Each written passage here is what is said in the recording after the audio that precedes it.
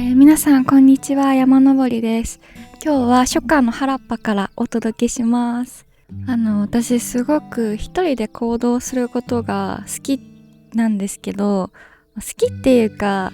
なんか自然と一人で行動することがすごく多いタイプで、一人ご飯もすごい行きますし、あと一人旅も行くし、ライブとかコンサートとかも一人で行くし、一人行動が好きでやってるっていうよりかは、なんか自然といつの間にか一人になってたっていうのが最近だなと思っていて、特に最近毎月くらい謎に旅行行ったりしてて、でほぼ一人で行ってるんですけど、一人旅してる間ってほぼずっと一人じゃないですか。なんで思うんですよね、これって楽しいのかなって。一人で旅行に行って移動時間もずっと一人でご飯を食べて、何も感想を言わずにお店を出て、でまたホテル帰っても一人で素敵な宿とかでのんびり過ごす時間とかあるんですけど、なんかこれってすごい自分は今まで素敵な時間だなとか、一人の時間が欲しいと思って旅行に行っていたのに、この時間って楽しいのかなって最近思い始めてしまって、会社員に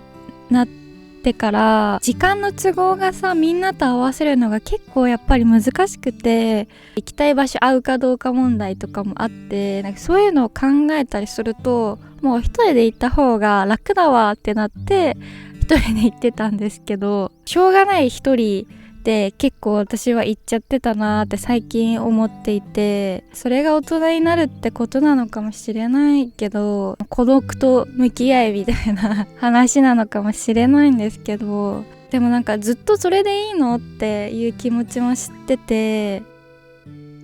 虫さんもマイクで喋りたいということだそうです。人と合わせる努力とか、誰か他人を理解する努力っていうのを怠っているんじゃないかっていう風に自分自身に対してすごく最近思ってしまって、それって、旅行っていう非日常の時間を他の人と共有するっていう、そのためにトラブルが起きる、電車に乗り遅れたとか、宿が予約できてなかったとか、ご飯屋さんにたどり着けなかったとか、そういうトラブルも乗り越えてこそ関係性が深まるチャンスだったかもしれないのに、それをめんどくさいからといって事前に回避してしまっているのが一人だなっていう風に思って、別にそれで全然いいっていう人もいると思うんですけど、私はなんかもったいなくないって結構思ってきてしまって、一緒にいる相手のせいで自分に迷惑がかかるかもしれないし、一緒にその子と行くことによって逆に負担になるかもしれないけど、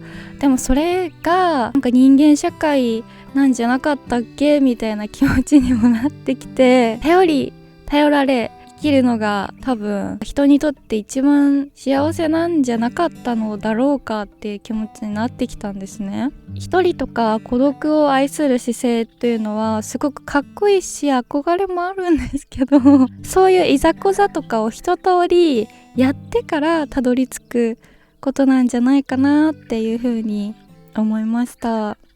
はい、ここでちょっとたくさん喋ったのでおやつタイムにしたいと思います。ちょっと皆さん気づいてるかもしれないんですけど、今日のお洋服はですね、肩に穴が開いております。穴開いてるなこの人と思って見ていてください。今日のおやつはローソンのメロンパンです。私はコンビニの中でローソンが一番大好きなんですけど、なぜかって言われたら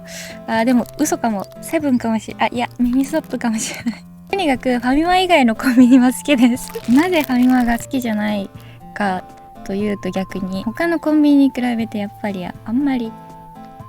味がっていう感じなのと、やっぱ緑と青のロゴの色が私どうしても美味しそうに見えなくて申し訳ないんですけど、なんかセブンとかローソンの方が美味しそうじゃないですか、色的にね。ごめんなさい、ファミマのロゴデザインした人。チョコ落ちた。ちょっと熱くてチョコが溶けてていい感じです。そう、でも一人にもたくさんいいところはあるなと思っていて、かんない、私だけかもしれないけど、四六時中 SNS とかスマホ見てるじゃないですか。だからさ、ずーっといろんな情報が入ってくる。知らない誰かの日常まで入ってくるし、もちろん友達の日常も入ってくるし、でもさ、それって見なくてもよかったよなーってすごい思いながら見ちゃってて、ただただ指をスクロールするだけの時間を過ごすことに対して罪悪感を感じるし、なんて自分は自分を律せないんだろうっていう自己嫌悪にもなるから、もっと自分のためになることをする時間っていうのも必要だなと思って、多分一人時間っていうのもすごく大事なんですよね。それはなんか一人でどこかに行くとか何かをするっていうことを積極的にしなくても、一旦スマホを閉じて読みたかった本を読むとか、描きたかった絵を描くとか、なんかね、本当にそういう時間を確保する時間がもう現代は少なすぎる。ずっと誰かとつながってるじゃないですか。そういうことに疲れてしまった人たちがきっと一人旅に行ったり、一人で登山に行ったり、一人でお出かけに行ったりすると思うんですけど、そういうことを私はやりすぎた結果、やっぱ一人って楽しいのかなって思ってきちゃったんですけど、難しいところですね。人と話したいなって思ってきたら人と並べくようにしたり、人と最近話しすぎてたり、人とのコミュニケーションに頭がすごい割かれすぎていて、自分のもっと心の奥底にある何か気持ちだったり考えっていうのに自分で気づく時間っていうのが少ないなと思ったら、一人の時間を過ごせばいいなっていう風に思いますね。そう、そのバランスがなんか大事なんじゃないかなって、もっと早く気づいとけば、ね、今は一人の時間とか、この時間は人と会う時間とかって決めてさ、なんか頭を切り替えてできたりしたんだけど人と会いたいモードの時にさ、一人でさ、旅行行ってさ、めっちゃ寂しいんだけどってなったりさ、一人でいたい時になんかたくさんの人と会いすぎちゃってて、こんなことしてる時間ないのにって思ったりとか、そういうね、反省がすごくあって、今回こういう話をしたんですけど、なんか一人の時間はすごく大事だけど、たまには人と話す時間っていうのも作った方がいいよねっていう一人時間過ごしすぎてしまった人からの意見なんですけど、あんまりみんなね、普通一人の時間確保するの難しいから、私みたいに暇な人間が多分一人は寂しいとか言ってるんですけど、もし今後一人の時間が寂しいと感じるようになったら、人との関係を築くことを恐れないでやってみてほしいなっていう風に思ったりしました。それでは皆さん本当に日焼けに気をつけて、私はもう今日ですごい日焼けした気がしますので、それではいい夢を今日も見られますように。おやすみなさーい。